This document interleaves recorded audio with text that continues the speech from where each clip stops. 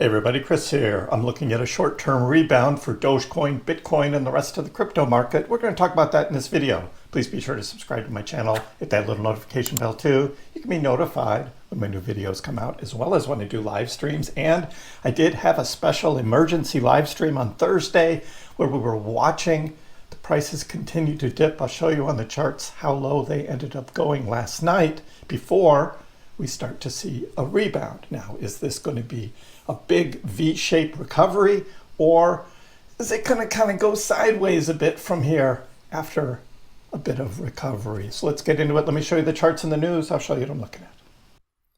And we start here looking at the current Dogecoin chart, 9.33 cents, 9.33. This is where we were during the live stream yesterday evening, and then last night we had this bigger final dip of the recent pullback, and Dogecoin came all the way down to 8.02. This is on Binance. This is the Binance USDT chart, which is the highest volume trading chart. But some said on Coinbase it actually hit $7.99. And that doesn't surprise me. Exchanges are just a little bit different in their prices. They're not all exactly the same.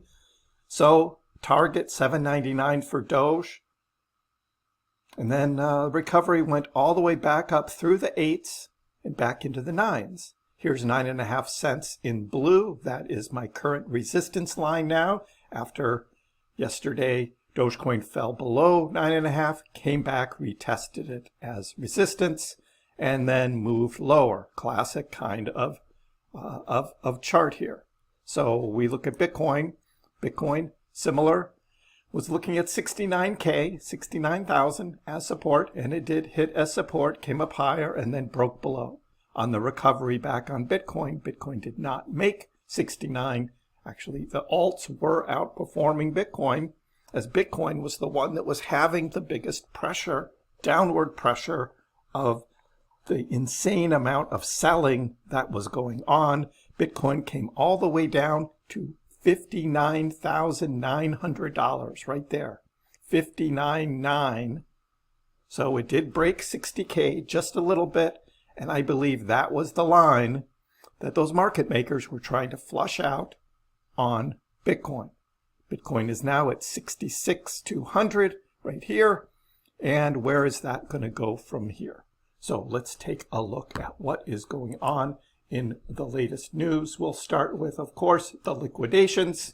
And over the past 24 hours, it ended up being $2.5 billion. This is one of the highest liquidation 24-hour periods ever. Of course, not the same as October 10th, which was almost $20 billion. But that was the huge black swan. This is like a mini black swan we had yesterday. It certainly was not normal. Talk about that in a minute as well. So Bitcoin, the big loser, ETH. We had others, which are all the small ones, all added up. So it was hitting across all of crypto, XRP, Solana, and then there's Doge right there, $22 million in liquidations on Dogecoin. As we wake up on Friday morning, we're looking at a rebound recovery in stocks as well. S&P futures are up pre-market. Dow up, NASDAQ up, Russell up, and even gold is up a little bit. So we are starting to see a bit of recovery in the morning pre-market. So U.S. stocks cautiously set for rebound from tech rout. That's right, we had the NASDAQ down, we had big tech pullbacks. Amazon, of course, MicroStrategy was getting slammed. We looked at that last night during the live stream as well, because MicroStrategy is on pretty shaky ground right now. But we want to talk today about Bitcoin. Look at the CMC Crypto Fear and Greed Index is down to 5. Down, all the way down over here to 5, which is the worst level since the CoinMarketCap index was created. All the way down to 5. That is the fear that we had last night. It's come up a little bit since then, but at 5, that is extreme, extreme fear. That is where we are right now. Robbie says, look, wow, almost to the 50s. Well, on my chart, we did hit 59.9. There was no exchange collapse. There was no bank failure. There was no gigantic hack. There was no tariff talk. Just selling off Bitcoin like it's nothing. We rebounded. But my question is, how low will Bitcoin go when that talk starts up again, which it inevitably will? Jel says, look, you wake up from a coma after 100 days. You see Bitcoin up 5%. You check the price, 65K. Wait, are we up? No, we are down. This is the short-term rebound that I'm talking about. We zoom out and look. 4-year cycles. We're going to talk 4-year cycles again, everybody. Bitcoin history rhymes. We go back to 2021, the big run-up from late 2020 into early 2021. We had the big pullback. That's when Elon Musk stopped accepting Bitcoin as payment for Tesla cars. There was a whole China thing going on about banning mining. And so all of that was late May. And of course, that was when, right after Saturday Night Live for Dogecoin, I think that led to it, Dogecoin getting heavily shorted. So the whole market dropped. Bitcoin went from like 64 all the way down into the 30s. So we had that dip, came back, recovered even higher, came back, had a dip, a small rebound, and then the drop into the bear market in 2022. So 4 more years later, here we have late 2024. Again, this is the Bitcoin chart. Late 2024, we had the Trump presidential win. We had Elon Musk and Doge.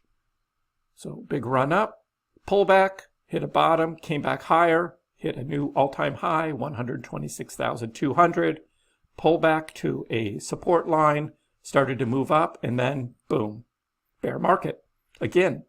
So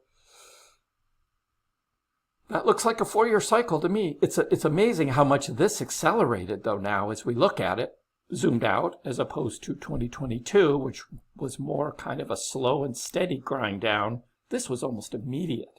Almost immediate. That's crazy. Crypto Rover, the 4-year cycle is still valid until proven otherwise, which is what I have been saying for a year or 2 years. I've been saying that. People don't believe it. I've given you my theory about alts, particularly Dogecoin, and how that front ran Bitcoin, just like it did back in 2021. And here we are again, looking at bear market 4-year cycles. Bitcoin is crashing much faster than the 2022 drawdown. Here's the 2022 drawdown from the 69K high in November 2021, and the drawdown was more slow and steady. We had a few accelerations like the Luna crash, if you remember that. That was right before Voyager and Celsius crashed, then following that, and finally the FTX crash. Those were the big black swans we had in 2022. Here's the EMA, the 200-week EMA here. So broke below the 200-week EMA in the final capitulation through the summer and into the fall of 2022. So here's the EMA 200. We just broke it. We just broke it here in 2026. This accelerated, though. 126 days as opposed to 210 days to hit the 200 EMA. So what's the next move for Bitcoin? Is it going to have another deeper drop, capitulate, and another lower drop? We will be watching that. Alja says, look, Bitcoin could enter a sideways grind. Bitcoin could fall another 70-80% like in past bear markets. The bigger risk right now isn't a sharp crash, but Bitcoin going nowhere for a while. And that's what we could see. That's what we could see. We just had the big event that just ended last night at 59.9 on Bitcoin.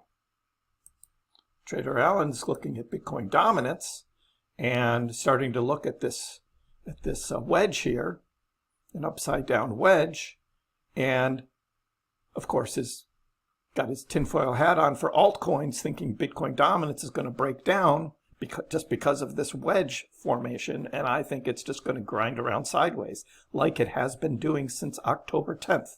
See that big wick that goes all the way up right here? That was October 10th, because the alts got smashed compared to Bitcoin on October 10th, because there was no liquidity left. This was such a major event that most alts got totally decimated, down 60, 70, 80% in a day, and came back. So Bitcoin dominance came back. And so we've been watching Bitcoin dominance since October just grind sideways, and I think that's going to continue.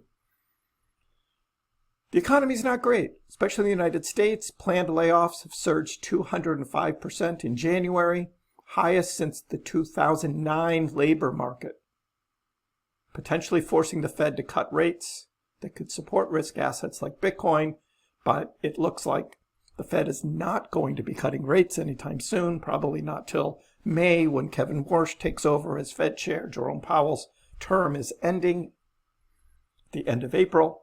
Warsh will take over, and we will see what happens from there. So I think we're just going to be kind of surviving through all these jobs numbers. They're not going to be great. And I think the stock market is going to weigh heavily, which I think will keep crypto from having a full V-shaped recovery. That's just how I see it. Dogecoin price prediction for February 6th. Where's the next support? What does support look like? Is Doge going to reverse? So this is a view of with the Bollinger Bands on, and Dogecoin has been hugging the bottom of the Bollinger Band since the middle of January. And of course, this last move down really tested that lower edge of the Bollinger Bands. The gap between the low and the high in the Bollinger Band is increasing, and that's because volume of increasing, volatility increases, so the Bollinger Bands increase. We had it really tightening here at the end of December. We had the tightening before we had that relief rally. So the relief rally of Doge came up.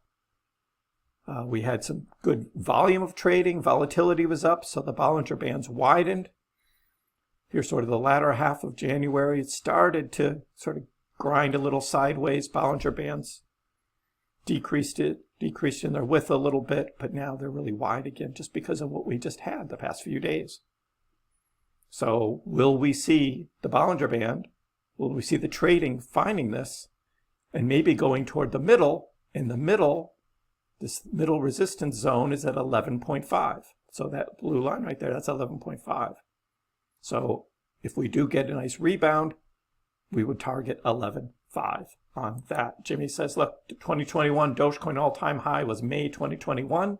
The 2022 Doge bottom was June 2022. That's 13 months. We had a 13-month swing there until we came to June 2022 when Dogecoin hit 4.95 cents.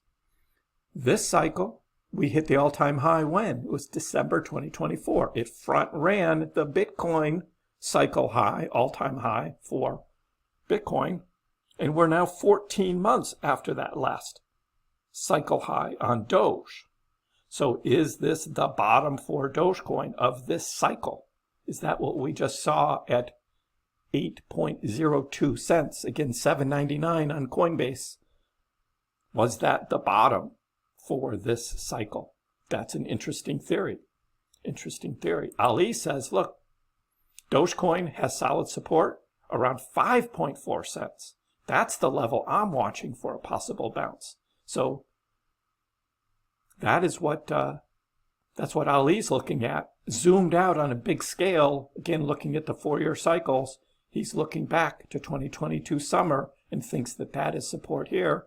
I don't think it's going to get that low. I think probably in the 6s or 7s, yeah, that's right, 6, 7, somewhere around there would be that support, and maybe not as low. Again, each successive cycle, prices go a little bit higher. Again, we talked again more in detail on yesterday's live stream about what I thought about the May 2021 all-time high for Doge and how that was overhyped, all that Elon stuff going on, and that the real high should have been about 35 cents. Again, that's just Chris Pax's theory on those prices. So what do we do from here? We hodl. We just hodl. Because that's what Michael Saylor said yesterday about Bitcoin. Because there was all this stuff going on about MicroStrategy stock going down and what's Michael Saylor going to do, because they are negative on all of the Bitcoin they hold. Their average price is up at 76,000, and Bitcoin is, as of now when I'm recording this, is 66,000. And there is the 76,000 line up here in orange. That's the MicroStrategy break-even line, and Bitcoin is a long way from that. So they're down $7 or $8 billion on all of their Bitcoin holdings, which is going to keep the MicroStrategy stock suppressed. Last night, they were doing their Q4 2025 earnings call, and they weren't even talking about the current pullback of Bitcoin, particularly hitting down at 59.9 here. And they weren't even talking about that during their earnings call because they just wanted to avoid that and that negative. And someone on the call said that if there was a further pullback, strategy's fine till like $8,000. And I'm like, oh, you're going to put that $8,000 number out there? That's a target. That's a target for the market makers to come after you. But overall for Dogecoin, is this recovery going to continue? Again, I will talk about this during the Friday live stream. That's my next live stream. Will be Friday afternoon. Make sure you are subscribed. You got your notifications on.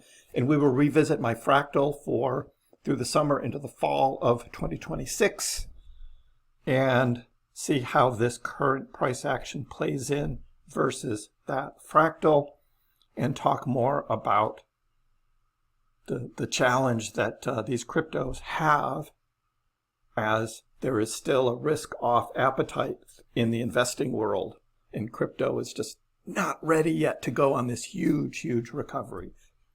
Give the video a like, leave a comment below. Let me know what you think about this short-term rebound. And as always, if you haven't already subscribed to my channel, please do. I appreciate the support. We'll see you next time.